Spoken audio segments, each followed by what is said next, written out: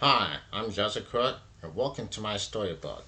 Today I'm going to read this book called Before You Do by T.D. Jakes. This is the part 6 of this book. Chapter 6 Before You Decide to Love. Why love is illusion hurts so much.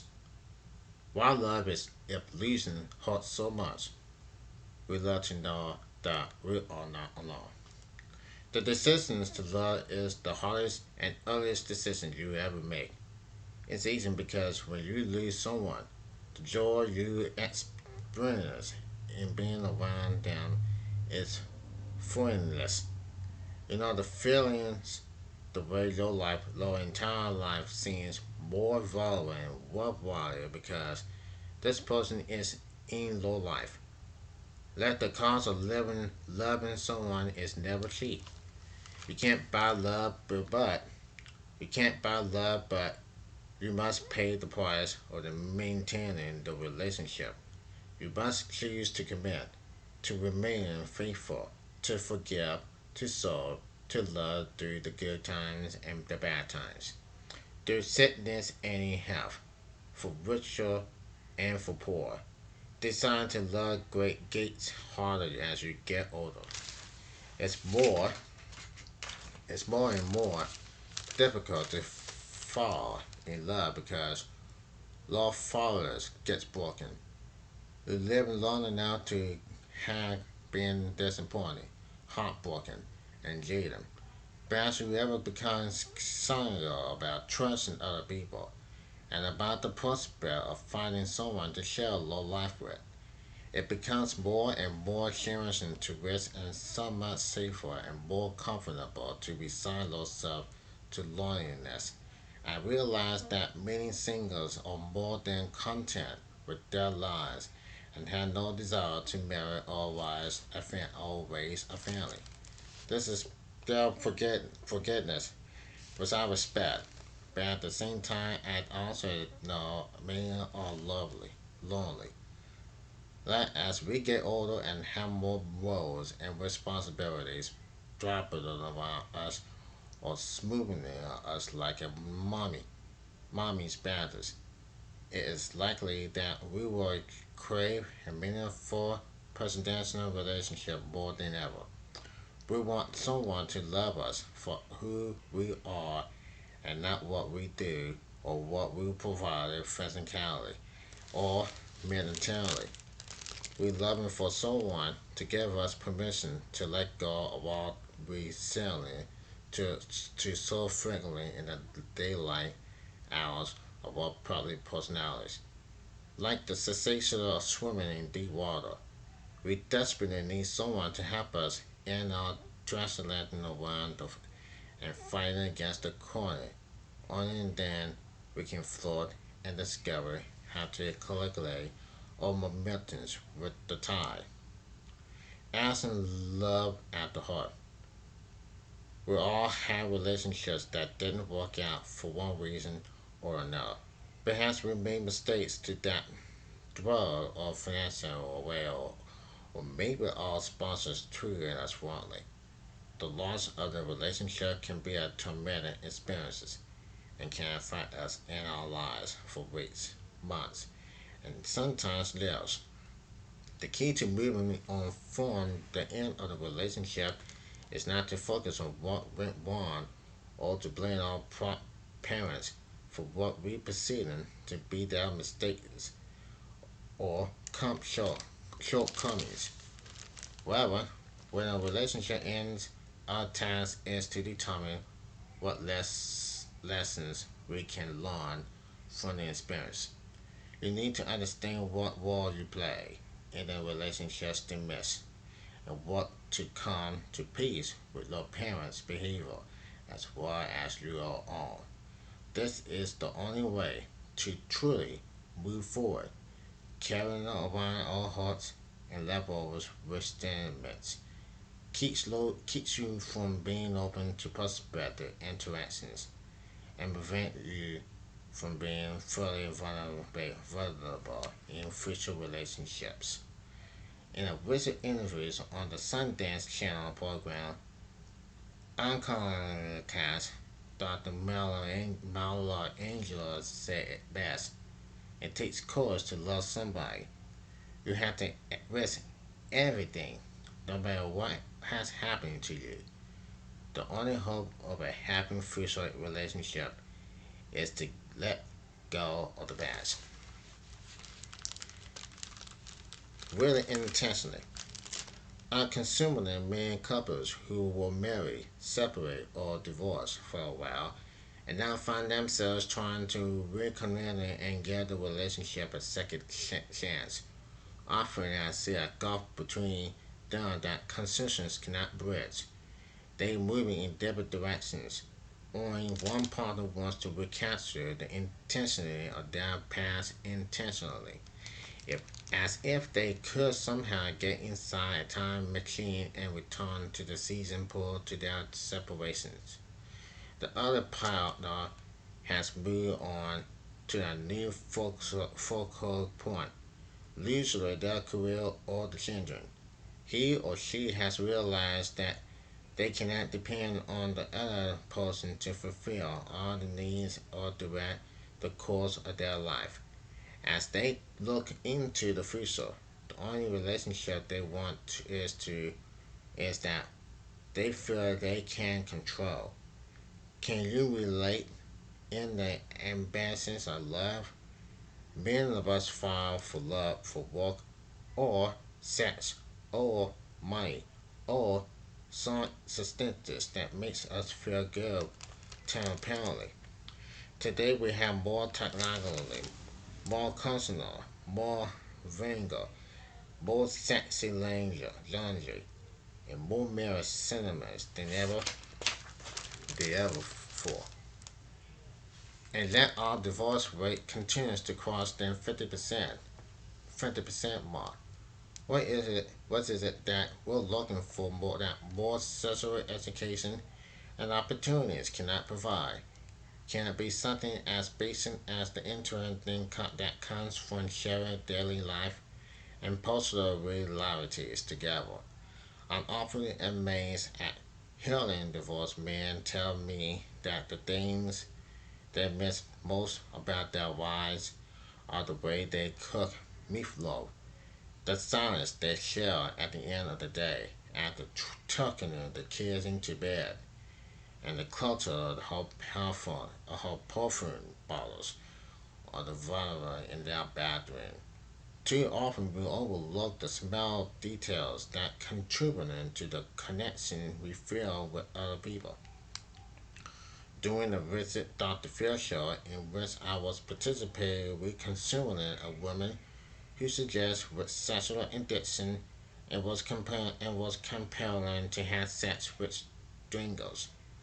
A guest expert on the show noted the bill of warning that sex addicts are running away from intimacy by acting out sexual, even though they are engaging in the most intimate of acts that are disgusting disgusting and blunting their emotions to avoid the pain of connection in a happy relationship. To internally it requires transparency and vulnerability, honesty and acceptance and trust. To internally requires desire to love, emotions condones. Even if we were often sex addicts, we are finding ways to devote ourselves from the hard work and frightening pursuit of real intellect. Back in the day when I still went to clubs, I would see all the clockling couples gyrating on the dance floor. But there among them will always be a group of ladies, clearly friends enjoying a girls' night out. We had no one but each other with who to dance. My fear is that the number of ladies dancing with themselves has only increased.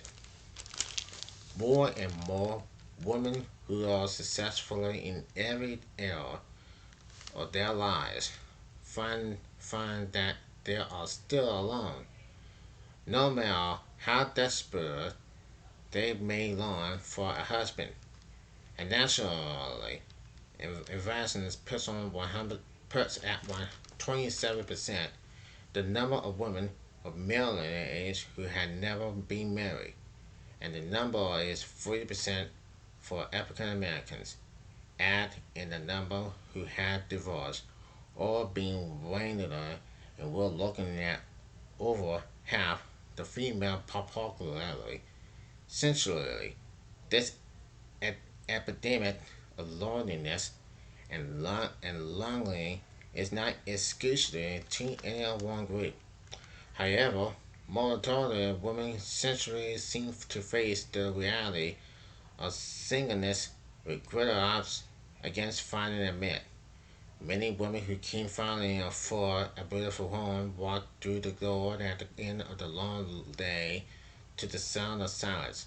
There's no one there. The rooms are tastefully decorated and the beds display beautiful comforts and fine innocent entertainment cotton sheets.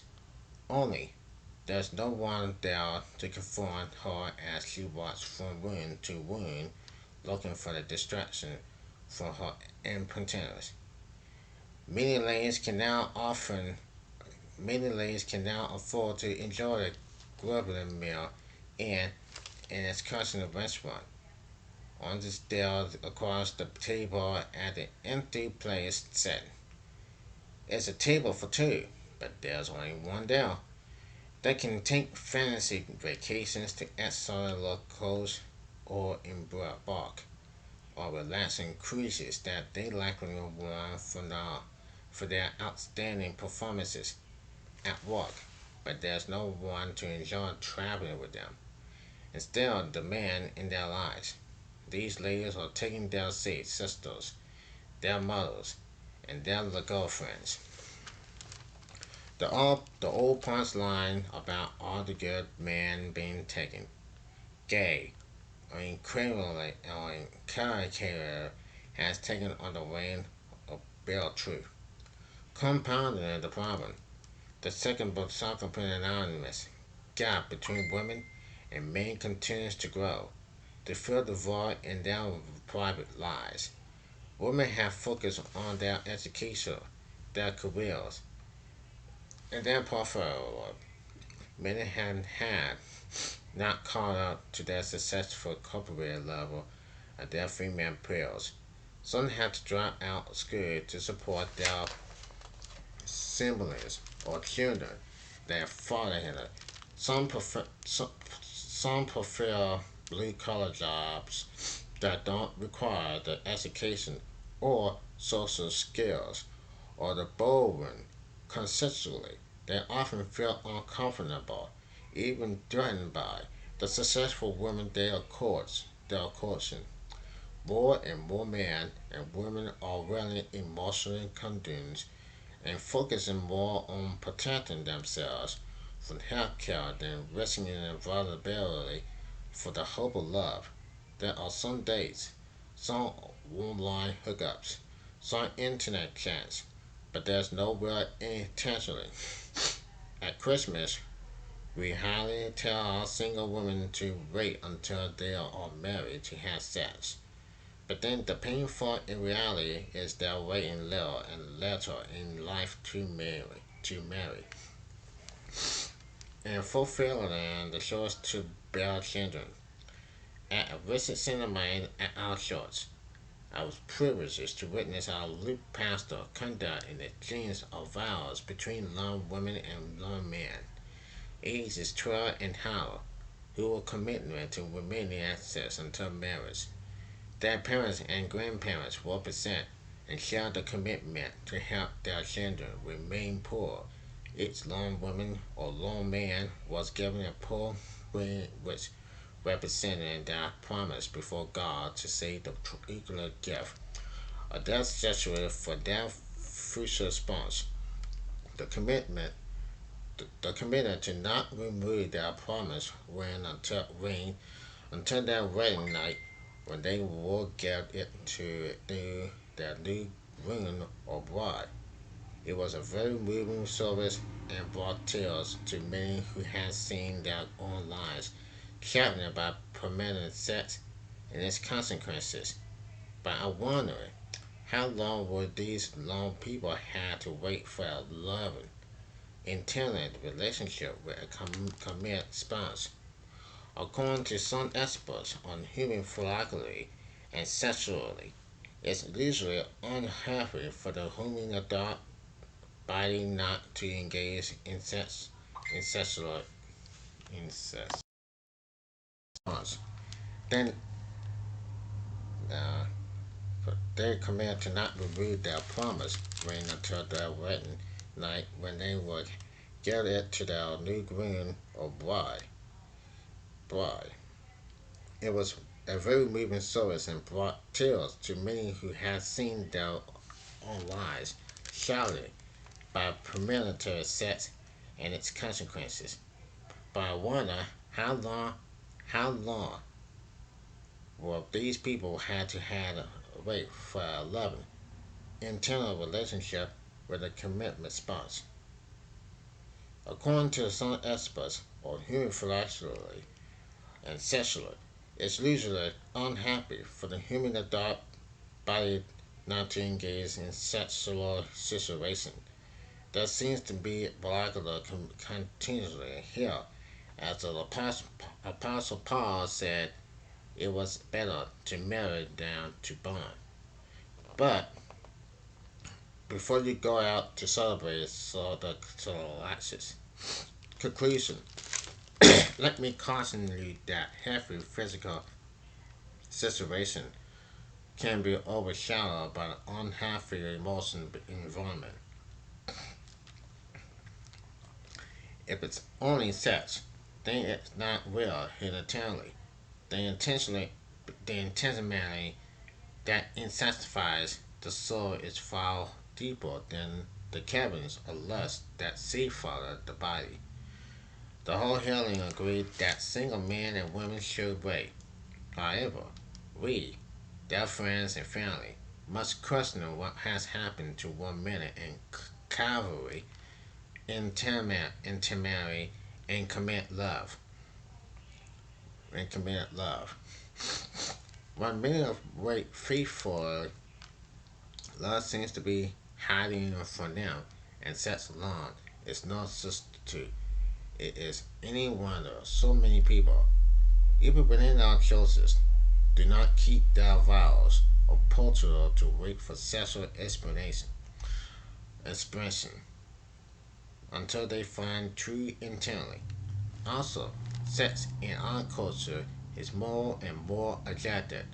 Our reality TV shows that focus on millions and millionaires and bachelors, dating games, and partner comparisons are references and constructions material about sex and love. As a headline in the latest part of Tesla scandal, a punchline for a section laugh track, an online ad that frequently resembles a business transaction more than an outpouring of human passion and character. Equal opportunity lover. Instead of shopping for the idea that doesn't exist, be willing to discover what it means to love another human being, flaws and all. Many women and men in our country would like to be in a happy marriage.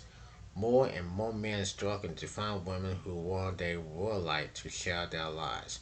My fear is that both are missing each other, looking past each other at the next person coming through the door, rather than the person right in front of them.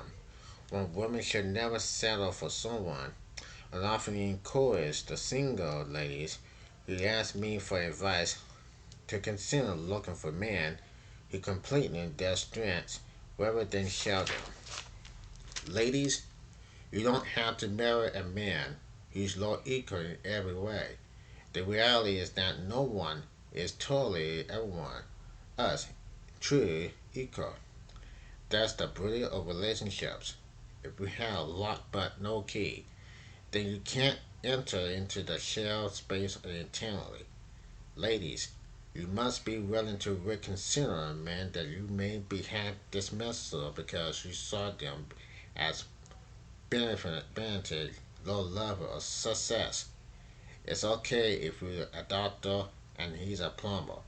Remind yourself that you're not better than him just because you have more degrees. He's no better because he has more adding riches than you. You all both need to make a partnership work and worry a happy home. You can do the economy thing while he keeps the car running smoothly and the law looking beautiful. He can cook and you can take care of the fantasies. You must allow yourself to meet at low points of need and strengths.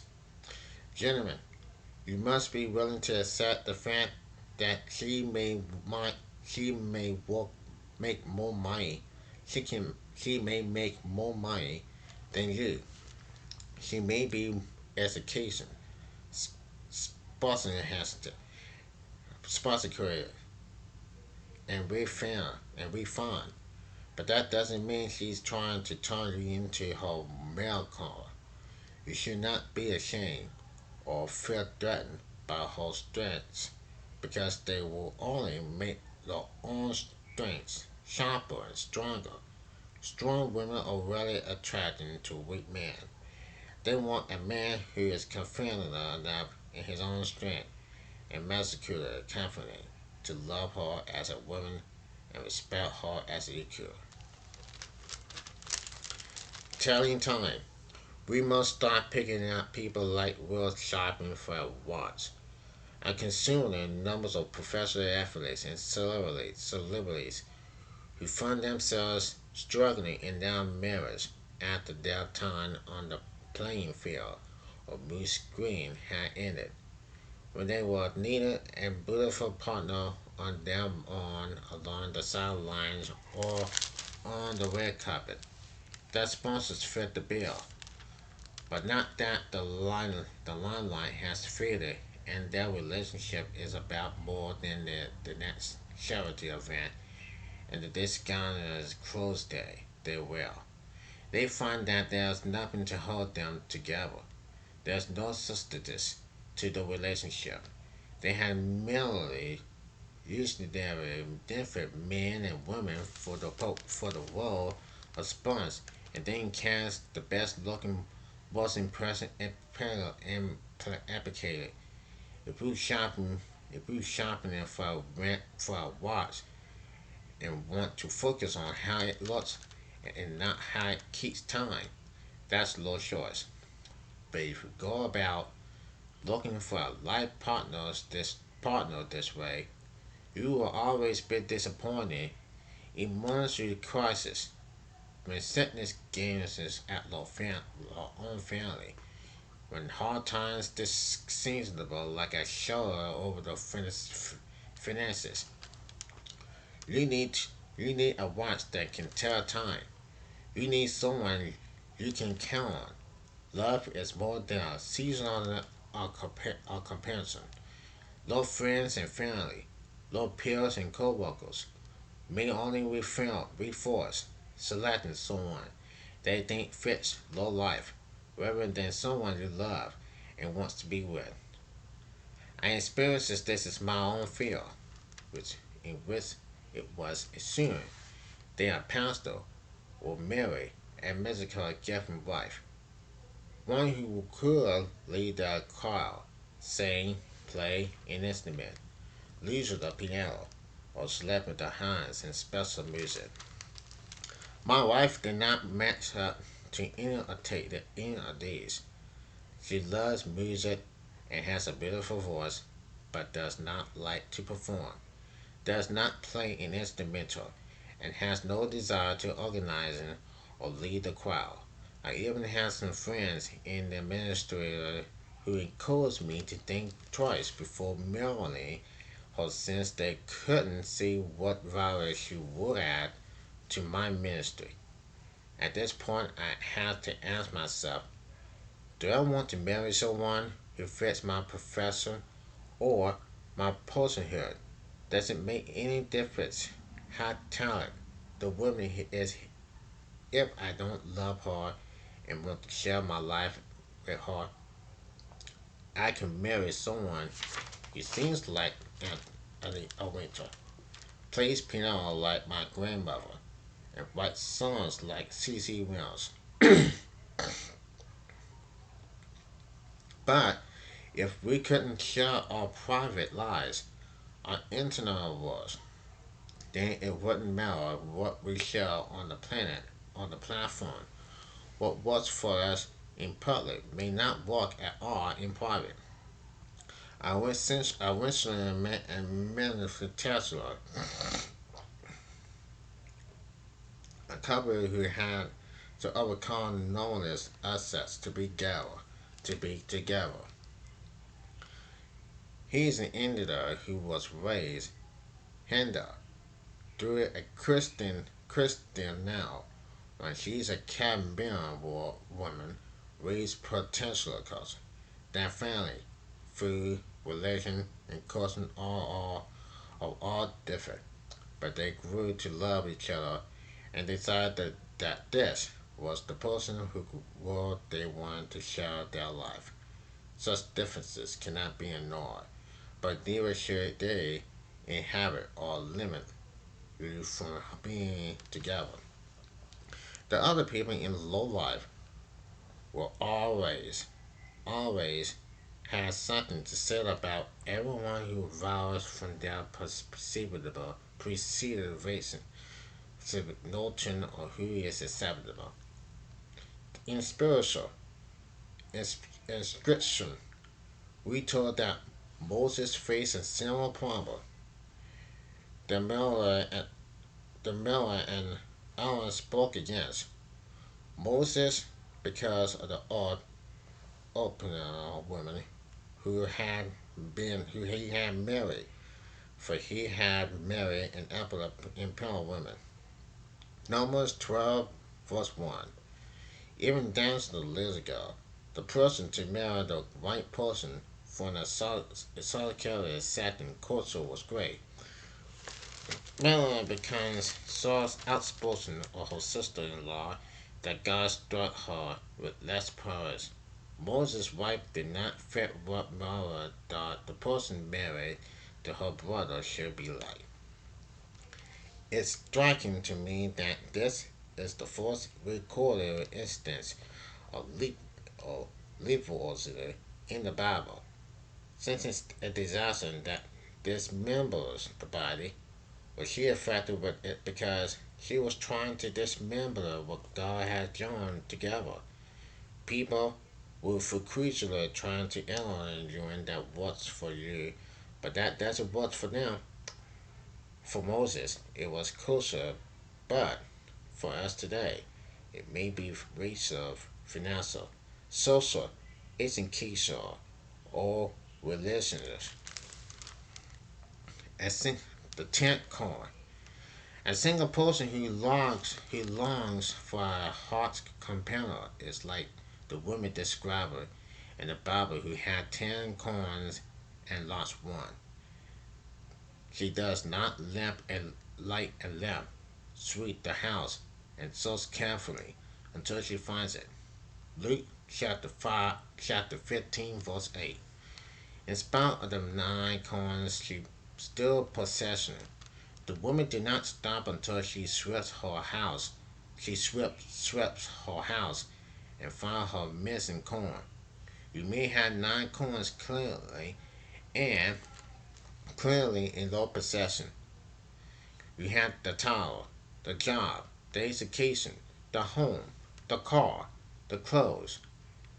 You're at the top of the low game professionally, but personally, you do not have the coin for which you so desperately long. In such a situation, It's tempting to think when I had these other arrows going for me. Why get hung up on a man? I have my 9 coins. Why look for a tear? It's because you know in your heart that the 10th makes you look set complete. In other words, it can be tempting to try and compare us for what you don't have, but that's but long for. I recommend that you'll be honest with yourself and don't try to pretend that you haven't lost a coin when you sense something is missing. Many spend years sweeping their lives for the coin of lost love, and so often, as with most lost objects, it's right there in church, at work, in the neighborhood, at the gym, or on a tennis court. Be honest with yourself about rating a relationship. No matter how successful, how large the house, how lucrative the business, who will you come home to? What will you do? What will you do when you retired and want to travel? How you notice those older couple holding hands and walking around the indoor perimeter or the shopping malls? Who will you walk besides when your hair is silver and your gait is slower? It's a satisfying fact that married people live longer. Numerous sources, including airline universities, studies U.S. cancers finding an instructions such as the American Association for Marriage and Family Therapy and the National Center for Health Statistics verify that the married people are happier, and live longer than their single or regular counterparts. If you mention a low tent coin and want it, don't ignore it or allow others to talk you out of it. Women who always travel in their girlfriends' gangs, who all refuse to go out at all, often miss opportunities to connect. You can have a great apple seed. You can have a great apple seed, but if it's hanging on the shelf and not placed in the soil, they will never grow and develop their fruit. When you know what you want, are you in the right environment to find the kind of man you'd like to know? You don't fish for bass in salt water or go deep sea fishing in a pond. Take the risk to look around you and see what you need to find what and who you are looking for and who you are looking for. Again, we must remember to make the right imaginations if we want to facilitate the kinds of relationships we want to establish. If you are already married or in a relationship, then your tent coin may be created the intensity that's missing or enjoying the love that you once knew. Obviously, the more history you have with your spouse, the more joy as well as the more pain you experience. Whether it's conflict with the solution or how to intention the princess or children into your marriage. All relationships have grown out errors that need permanent and friendship. Doing it only with issues that often lead to this divorce is insanity if we are to make informed relationship decisions. I'm devoting an entire chapter in this book to thinking through several critical errors before you file the separation papers and seal the bond. My hope is that, like the woman who finds her tenth coin, you will be able to secure what's missing relationality in your life and make the necessary decisions to love boldly personality. And when she finds it, she calls her friends and neighbors together and says, "Rejoice with me. I have found my lost coin." Luke chapter 15, verse 9. If you're going, Luke 15, verse 9.